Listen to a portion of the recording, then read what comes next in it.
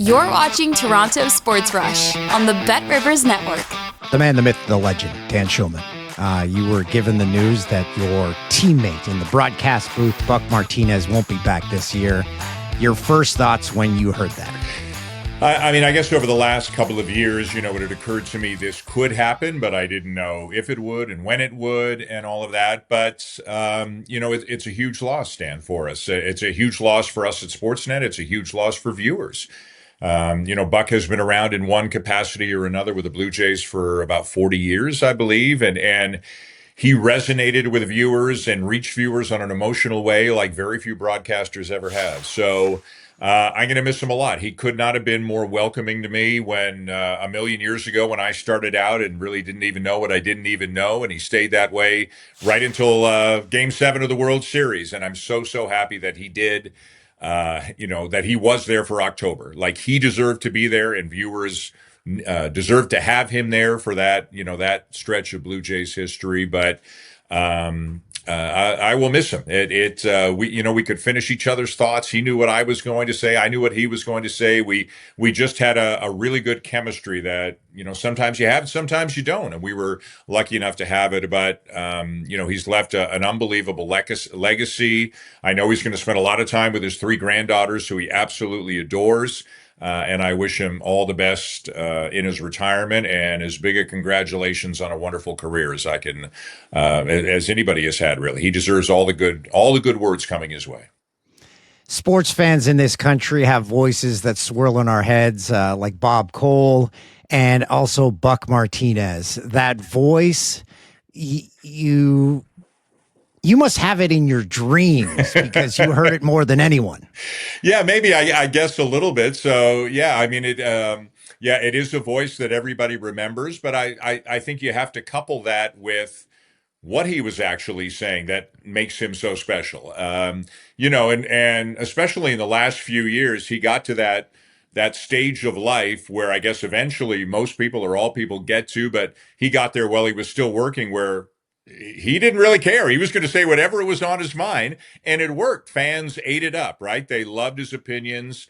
They loved the things that he said because he was a little unpredictable at times. Great knowledge, obviously. I mean, who has more experience in the game than him? But the ability to be off the cuff, so funny and so genuine as well. So yeah, part of it is the voice, I think, but I honestly think most of it was the substance.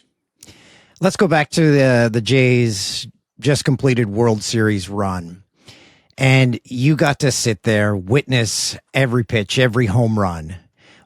At any point, did you see what was playing out before you, turn to your right, see Buck Martinez, go back to, because we've discussed this a lot, our love for the 1985 Blue Jays, and did you ask yourself, is this real life? So during the course of the season, Dan, there were a few times, whether it was with Buck or with Joe Siddall, where we would be like, are these guys really that good? Like, it's been a few weeks and now it's been a couple of months. And is this really who they are? And of course, over time, we found out this is who they were last year. And they were so easy to root for and so likable. All the things that you heard me and Buck and Joe and everybody say on air so many times. I went into the division series kind of thinking it was a toss-up with the Yankees, and they beat them, and they beat them pretty good. Then Seattle, if memory serves, they're down 2-0, right? They lose the first 2 games at home. They go to Seattle, win 2, but then lose Game 5, come home. They're trailing in Game 7. Springer hits the homer. That was a moment. The Springer homer in Game 7 against Seattle was a, man, maybe this is in the cards. I'm not a believer in Team of Destiny, really, but they were challenging that lack of belief on my part. And then, honestly, I did not expect them to beat the Dodgers. I thought, the Dodgers are probably going to win the World Series, and everybody will say, what a wonderful year the Blue Jays had. And then, of course, the Blue Jays played so well, were the better team for most of the World Series, just couldn't get, make the big play in big moments, whether it was Game 6, Game 7. So there was a little bit of, God, this is exciting. God, this is fun. And we knew how many people were watching across the country. Like, we knew literally millions of people were watching across the country. I got texts from people I hadn't heard from in 25 years, literally 25 years. Who's pitching tonight? What time is first pitch? Thankfully, not a whole lot of, can you get me a pair? Like none of that, really. That would have been a problem. But it was great. And Buck enjoyed it as much as I did, and Hazel, all of us. We're around these guys. We get to know these guys. But mostly I was thinking about the fans. As you know, I'm from Toronto. Almost everybody who means a lot to me lives in Toronto or in Canada, and almost all of them, maybe all of them, are passionate Blue Jay fans. So I thought that was the coolest part, just how in a time where the world is such a divisive place, how everybody was on the same page across the country. And boy, these guys are fun to root for, and I hope they can get it done. You are a consummate professional. You are amazing at your craft. So I view it with an outside lens. I go back and watch the highlights from the World Series run. I get goosebumps. I get tears. Calling it or going back to look at it, do you get the goosebumps? Do you get the feeling that every other Canadian outside of the broadcast felt? Well, thank you for the kind words. I appreciate it.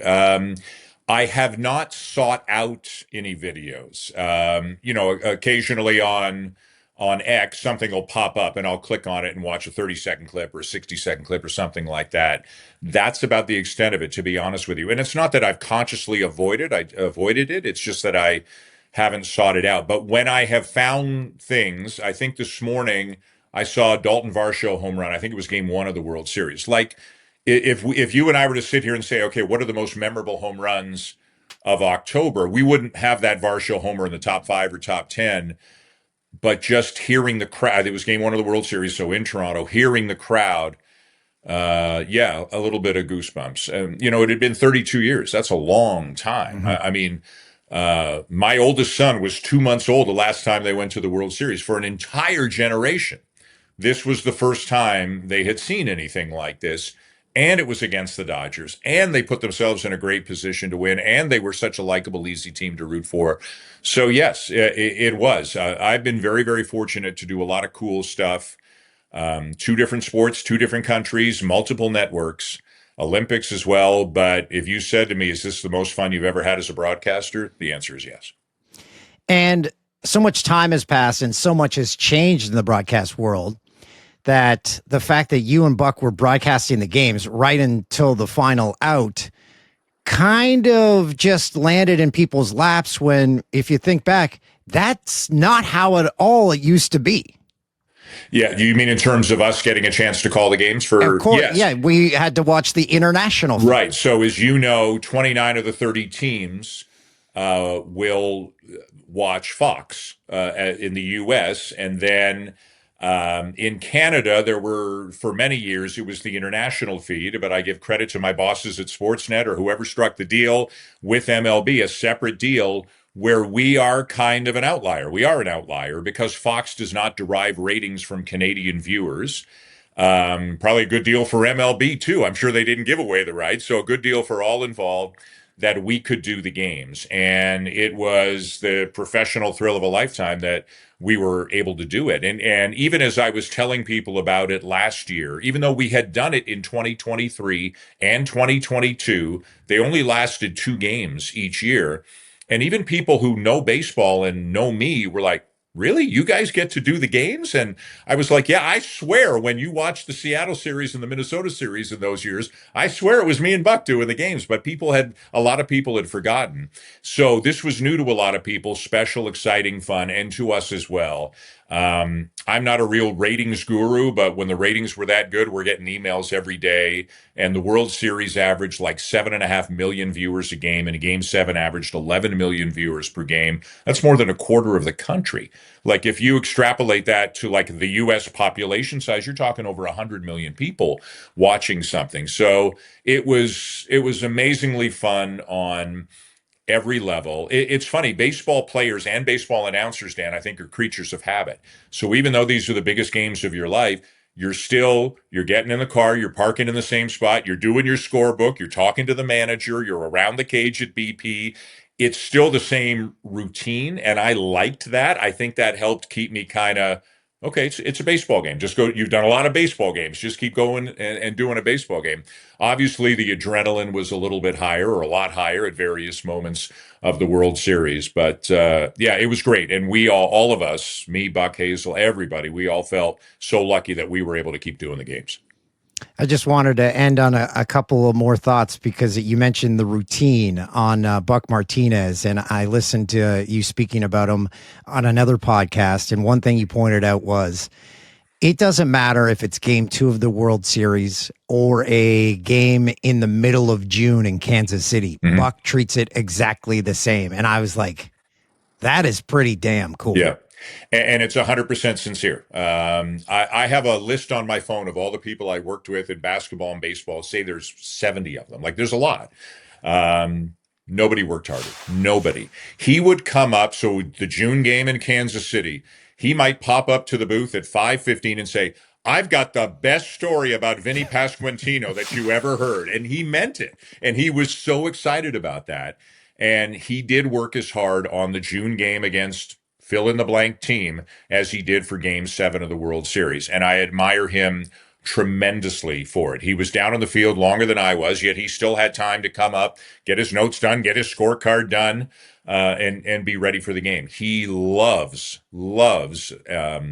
just talking baseball. I think he loved doing the games, but I think just as fun was getting a chance to be on the field with Pete Walker or with George Springer or with the manager of the opposing team or a star of the opposing team and just, oh, where'd you go to college? Oh, I know. Oh, did you play for this coach? And like I mean, you talk about 6 degrees of separation. Like if that were a game show, Buck should be the host because I mean, the best in the world and he just loved talking to people. And I would ask him sometimes, about a player who I maybe found a bit of a tough nut to crack. I would say, I would feel embarrassed to say it, but I would say, what was your opening? Like, how did you get that out of him? What was your opening line?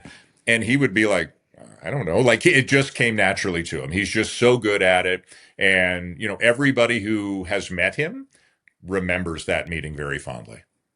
And the thing that made me love Buck even more, I didn't think there was anything that would make me love him more. You said, no matter what time you were to meet in the lobby to go to the ballpark, no matter when you showed up, Buck beat you every time. And I'm like, that's my kind of guy. Yeah. Early. And my grandfather was very, very big on punctuality. So if we're supposed to meet at 3:15, I'll be there by 3:10. I mean, not once did I beat him. Not once. Or I would be down in the lobby in my sweats, like getting a sandwich to go at the little takeout place in the hotel at 1:30. And I walk by him and he's in his suit already. And I'm like, the game doesn't start till 7, right? But he just, he did everything in the most professional manner, the most punctual manner, respected by everybody in every way. And I don't mean to put you on the spot, but has that replacement been named? And if it's Joe Siddle, I think he does an amazing job. But the next person that fills the seat's got the buffer pope role because they're coming in after a legend. Yeah, I mean, Joe's obviously going to be very involved. Everybody, I assumes that because he's done a lot of games in recent years. But not my department, above my pay grade. So I know everybody is working on that, and spring training is starting soon, so I think plans will become clear and public pretty soon. But I'll leave that to the higher ups to make those announcements. Very well handled, Dan. I appreciate you, and I can't wait for this season to start. Thanks, Dan. Appreciate it. Good talking with you. Thanks for watching Toronto Sports Rush on the Bet Rivers Network.